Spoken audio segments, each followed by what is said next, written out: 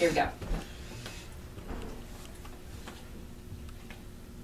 Thank you all for participating in my speech that I have to give for my Communications 181 class. Today's speech is going to be about how to administer an immunization, intramuscular immunization or injection. So my title today is Shots Really Aren't That Bad. The topic is how to administer a shot. Specific purpose of this demonstration speech is to provide the correct way to administer an injection. My thesis statement is giving an injection without causing little or difficult, my thesis statement is giving a correct immunization means little or no discomfort to the patient. So have you ever been challenged with the idea of having to get a shot? I'm sure you have. Everybody's had to get a shot. And you just want to get that shot over with and done as quickly and as easily as possible. Having been a nurse for 12 years, I've administered many injections to people.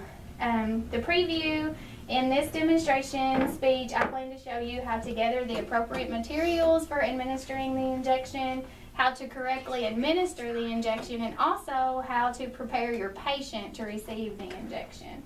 So let's start by getting everything together, which that's the most important thing you have to do. Step number one is that you're going to obtain the order or verify what your patient needs. In this situation, I know that Miss April needs her second hepatitis A injection. And I did that by verifying her vaccination record that she needs that. The materials that I need today are the injection itself. This is the medication itself. The place that I work at, a lot of our medications come in a pre-filled syringe, and that's this little syringe. It already has the appropriate dose of medication in it. I have needles, and we use needles based on which needle we use is based on the patient in general. Typically, I work in a pediatric clinic, so we don't use very big needles, of course, because our patients aren't very big. Typically, we give shots with this little needle because we have little babies. But for an adult patient, you want to choose a needle that's a little bit longer so that you are getting into the muscle versus staying in the subcutaneous tissue. Also have a Band-Aid for after you give the injection, and then you have to cleanse the area, so you want to use an alcohol pad to cleanse the area and free it of all germs. April knows what type of vaccine that she needs, but you want to make sure to educate your patient on the vaccine that you're giving them, inform them why they need the vaccine and what the vaccine is for. Today, April's going to be receiving a hepatitis A vaccine, which hepatitis A is a liver disease. There's 3 types of hepatitis, A, B, and C. B vaccine, as an infant, babies receive those vaccines routinely now. That's part of the American Academy of Pediatrics immunization schedule that babies automatically receive. Hepatitis C, we can't vaccinate against, and hepatitis A, this type of hepatitis is contaminant. You get that through contaminated drinking water. You also get it through blood, saliva, those natures too. But mostly it's contracted through contaminated source of drinking water. The fourth point of my speech is to actually administer the injection itself. So that's what we're getting ready to do. So do you want to stand or do you want to sit? Okay. So I've got my pre-filled syringe out here. It comes with a sterilized cap on the top of it. So I'm going to remove that. And then I'm going to place the appropriate needle on. You want to make sure not to touch anything to anything else. And put that on there. This has an air bubble in it. For some medications, you require an air bubble, but for just routine vaccines like this, you don't. So you want to make sure that you get that air bubble out, and you do that just by pushing up on the plunger a little bit.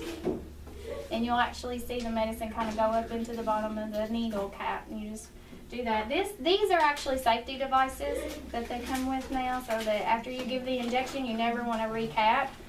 So this actually, you don't have to do anything with this. You can, as far as with your, touching it, once you give the injection, I always put this down, and then when I give the injection, I use the side of the table or something. I don't even use the other hand to do that because you still couldn't poke yourself. So I always put that down. And then I've got my alcohol pad and my Band-Aid. And I've also got gloves. You have to have gloves when you give a shot. You don't want to get contaminated. So, I'm going to talk to Miss April about ways that she can defer her attention from getting a shot. The first thing I want to talk to her about is just to take big, slow, deep breaths. I'll count to 3, and on 3, you'll just want to take a big, slow, deep breath in and then blow out. An imaginary thing that one of the physicians that I work for, he says to do is imagine that there's a birthday cake sitting on the table in front of you, and you count it, when the nurse counts to 3, take that big deep breath, and then as she's giving you the shot, blow out all those candles on that birthday cake. And it's a huge birthday cake with hundreds of candles on it, so it's going to take you a minute to blow them out. Another way, just from personal experience, I had a young gentleman the other day, and he played a video game on his phone while he was getting a shot. Never even knew I gave him the shot. Kids, it's hard to do kids, but if you can distract them in any way, toys, games, anything. And then adults just talking to another person when you're getting the vaccine. So, here we go. All right, Miss April. So I've got my medicine ready. I'm going to get my alcohol ready, my Band-Aid. You couldn't make me any less nervous than I am. We use adults' arms to give their injections. You use the deltoid. You want to find their shoulder bone, which is right here on her, and you want to go like 3 finger spaces down. So you find the shoulder bone and then just move your fingers down, and that means you're going to give the injection right in here in that center of the muscle. You want to pull the skin taut so that you know you're going to hit the muscle. Cleanse the area. Okay, Miss April. She's nervous. Oh, you don't do that with your teeth, sorry. And on the count of 3. 1, 2, 3. Now blow out the candles on that birthday cake, and we're already done. Alrighty. So in conclusion, that's how you give a shot. So today I demonstrated how to give an intramuscular injection, and discuss with you the appropriate materials, how to come about getting the order, and also maybe how to talk to your patient about keeping them a little more calm. So the next time that you have to get a shot, maybe you should think about blowing out candles on a birthday cake. Thank you.